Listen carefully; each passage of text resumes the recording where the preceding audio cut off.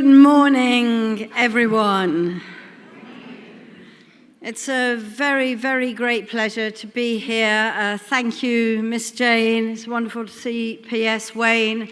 Thank you to everybody who is organising this event today. I feel that once a year we come together, but we should not forget the amazing amount of work that has gone on since last year.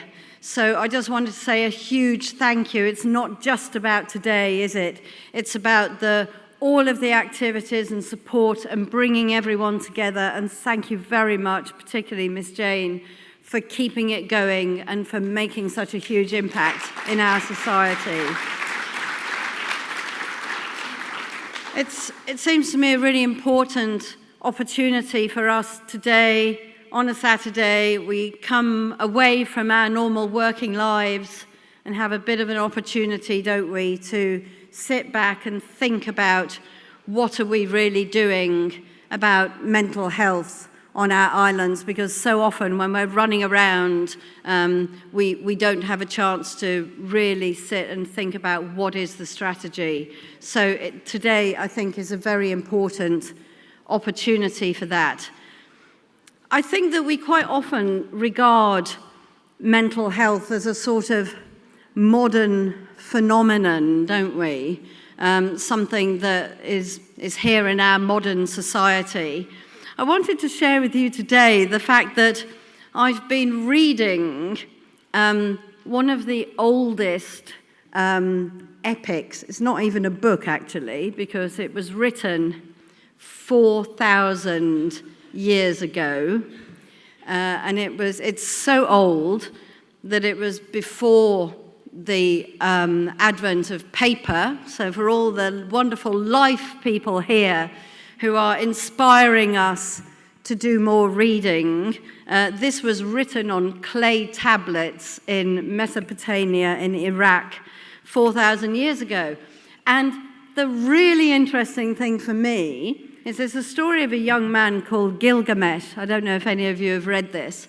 And he's quite young, he's quite well-to-do, and he goes on great escapades, and he fights monsters, and he's very brave.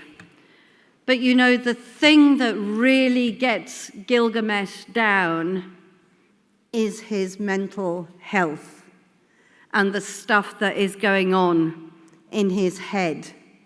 And I just wanted to share, this is from 4,000 years ago, okay? He said, "I have had a dream. It was so frightening. I was holding up a whole mountain with my shoulder, and the mountain was pressing hard against me. A feeling of helplessness wrapped around my legs, and a fearsome aura overpowered my arms. And then a man like a lion was coming up to me." You know, and it strikes me, this has been an issue for us as humankind, hasn't it?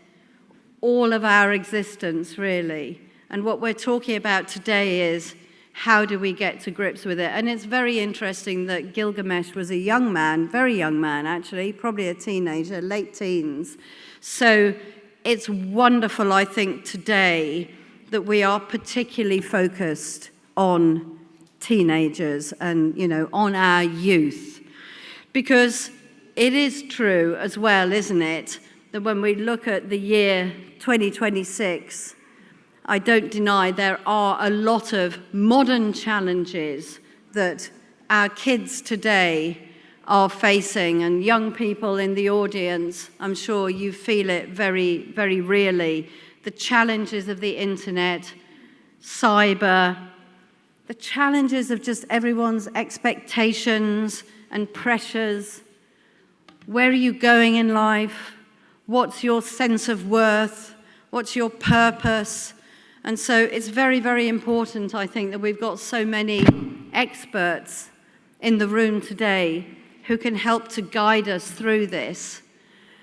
And I'm particularly pleased to see that the theme of today, Miss Jane, that you have chosen is, though, about hope and action. Because it's quite easy, isn't it, to think this is all very overwhelming, it's all very difficult, it's all to do with technology and pressures.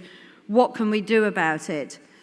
But when you look at what we are already doing in Cayman, let's remember, because this is part of the hope, we are really making progress. So I think we're making progress in our education. I think the education minister is coming a bit later on.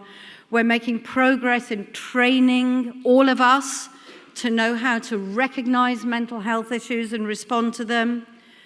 When we look at wellness, we're thinking about mental as well as physical health. The minister's made great progress with our Ponciana mental health institution. So when you look around, there are really good reasons to hope. And the final thing I wanted to say was, though, so much of it is about the human response to it, isn't it? You know, we're going to hear a lot from our experts today about how we can access all of the new ideas out there. But at the end of the day, quite a lot of it is about understanding and kindness and what we all do, whether we're educators, whether we're in a business environment, how do we respond to it? And I wanted to leave you with another thought from this wonderful epic, because 4,000 years ago, Gilgamesh, he's got this idea that he's going to go and fight a big monster in a forest, a terrifying forest. And this is probably quite a metaphorical situation, isn't it? And he's got a very good friend who's called Enkidu, who's another young man. And Enkidu thinks this is a very bad idea to go and fight this monster. But in the end, he recognizes that this is what Gilgamesh wants to do. And Enkidu doesn't leave him. He stays there with him, and he goes into this really scary forest with Gilgamesh. And he says, where you have set your mind, begin your journey. So he understands that Gilgamesh is going to go and do this, and he's going to be there holding his hand. And he says, let your heart have no fear. Keep your eyes on me.